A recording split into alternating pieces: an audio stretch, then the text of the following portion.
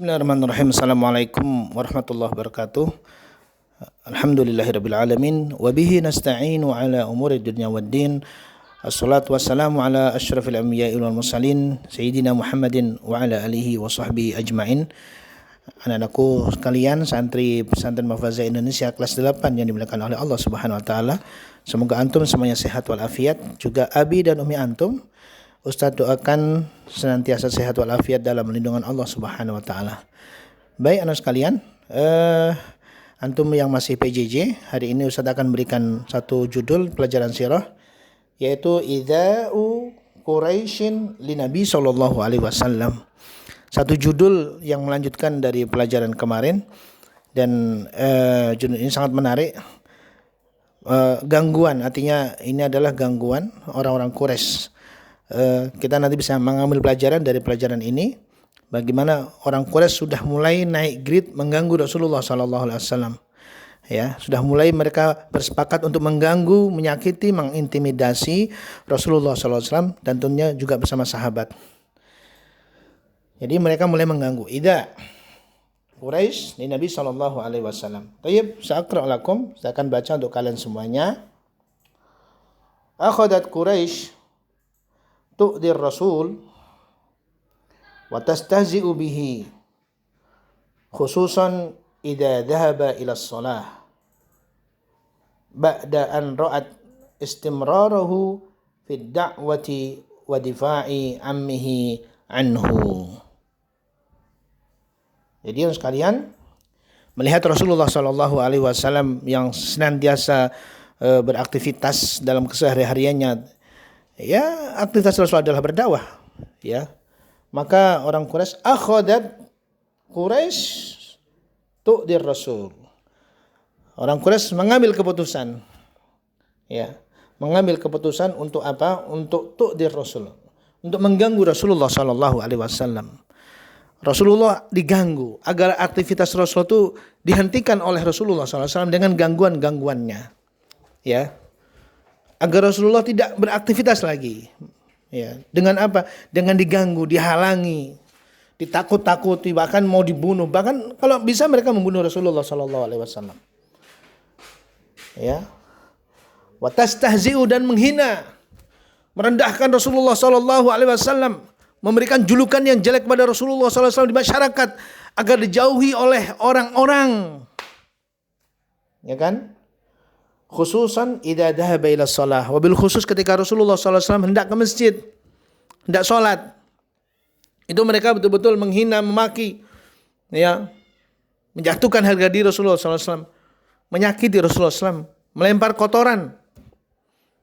Ya, Rasulullah pergi untuk sholat, pulang tuh di punggungnya dilempar kotoran, dilemparin sampah, sampai Fatimah radhiyallahu anha ketika melihat bapaknya Rasulullah SAW yang di punggungnya terdapat banyak kotoran yang dilemparkan oleh orang-orang musyrik Quraisy, Fatimah menangis, sedih melihat apa yang terjadi, apa yang dialami oleh bapaknya. Sungguh begitu kejam, kata Fatimah, padahal engkau adalah orang yang baik, wahai bapakku. Tapi Rasulullah SAW ada tegar. Ya. Mengapa ini terjadi? Mengapa orang musyrik Quraisy melakukan hal-hal seperti ini? Hal-hal yang tidak baik tentunya. Hal-hal yang menyakiti orang lain.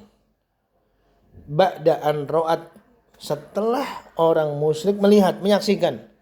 Ternyata Rasulullah SAW terus tidak mendengar keinginan mereka.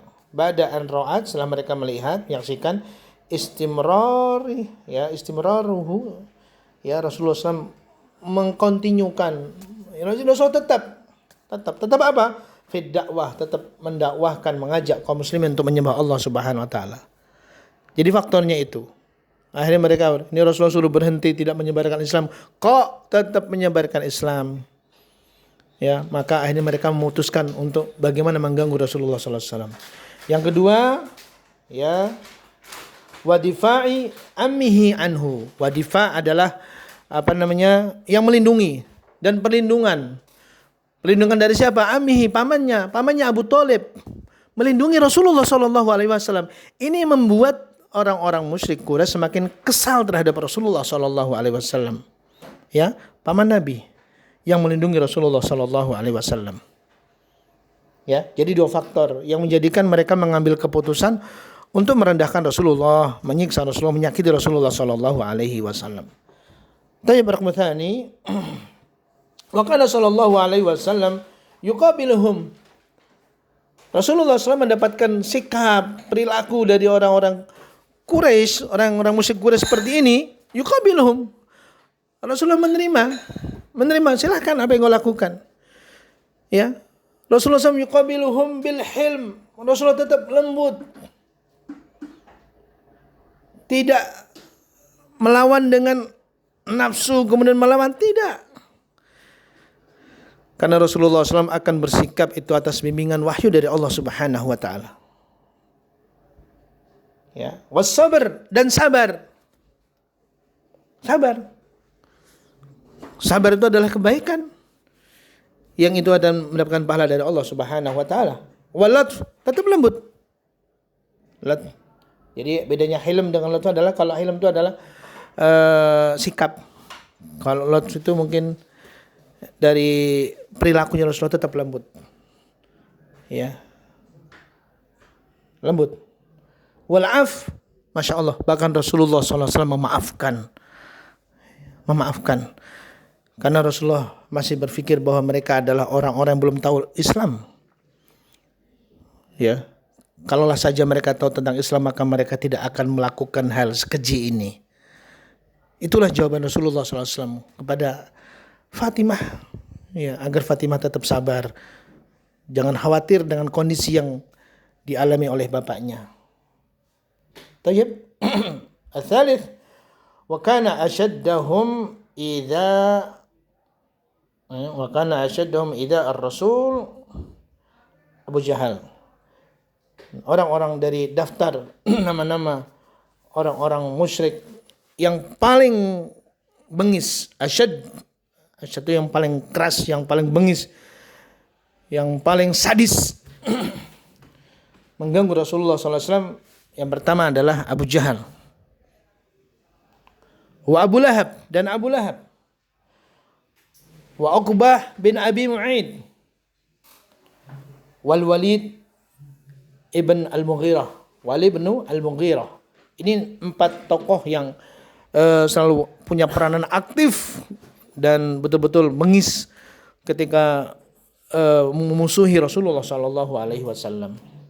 Ya, ini nama-namanya sebenarnya ada banyak, cuman dari banyak itu ini yang paling keras, yang paling bengis, yang paling sadis. Padahal mereka juga masih saudara Rasulullah sallallahu alaihi wasallam. Tayyib, rakmu rabi' wa qad intaqamallahu, ya, waqad intaqamallahu min jami'il mustahzi'ina ba'dal hijrah, ya. Kemudian Allah Subhanahu wa taala menimpakan min jami'il mustahzi'in, dari semua mustahzi'in, orang-orang yang menghina Rasulullah, ya, baik dengan fisik, dengan perkataannya, dari sikapnya, mustahzi'in, ya, itu ba'dal hijrah, setelah peristiwa hijrah itu Allah langsung menunjukkan pada mereka bukti bahwa Allah Subhanahu wa taala memberikan balasan yang tidak baik kepada mereka yang tidak baik.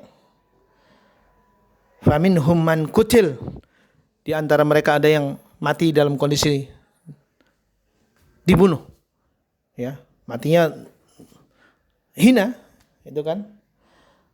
Faminhum man ahlakathul amrad, dan di antara mereka juga ada yang hancur menderita dalam kondisi kesakitan karena sebab penyakit, ya.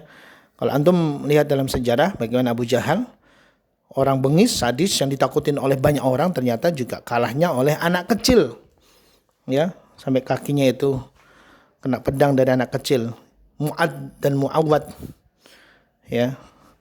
Yang kemudian 2 anak kecil, anak muda ini yang usia 14-15 ini, kakak beradik, dibunuh oleh anaknya Abu Jahal yang saat itu belum masuk Islam, yaitu Ikrimah.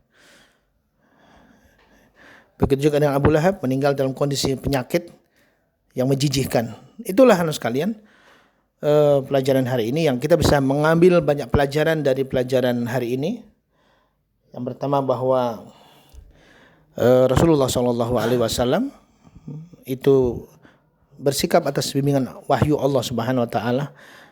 Ketika Rasulullah diuji pun Rasulullah harus bersabar, bersikap lembut. Padahal mereka yang usil, yang jahil, yang menyakiti adalah orang-orang kafir. Pelajaran bagi kita adalah bagaimana kita terhadap saudara kita kaum muslimin. Tentunya harus lebih mengasihi, menyayangi, hidup dalam kondisi rukun, ya, tidak saling menyakiti. Kemudian sekalian, yang kedua bahwa perbuatan jahat, perbuatan yang tidak baik itu juga Allah akan berikan balasan yang setimpal dengannya tentunya. Dan sebaliknya, siapapun yang berbuat baik, Allah akan berikan balasan yang baik. Faman ya'mal mithqala dzarratin khairan yarah wa man ya'mal mithqala dzarratin syarran yarah. Sekecil apapun perbuatan kebaikan yang kalian lakukan, Allah akan berikan balasan kebaikan. Allah berikan surga. Dan sekecil apapun perbuatan kejahatan, dosa, ya, maupun perbuatan fahish, kemaksiatan, itu Allah akan balas dengan siksaan yang setimpal tentunya. Demikian pelajaran hari ini anak sekalian. Mudah-mudahan antum semuanya bisa mengambil pelajaran dari hari ini. Silakan antum bikin tugas merangkum dari apa yang Ustaz sampaikan. Barakallahu fikum. Assalamualaikum warahmatullahi wabarakatuh.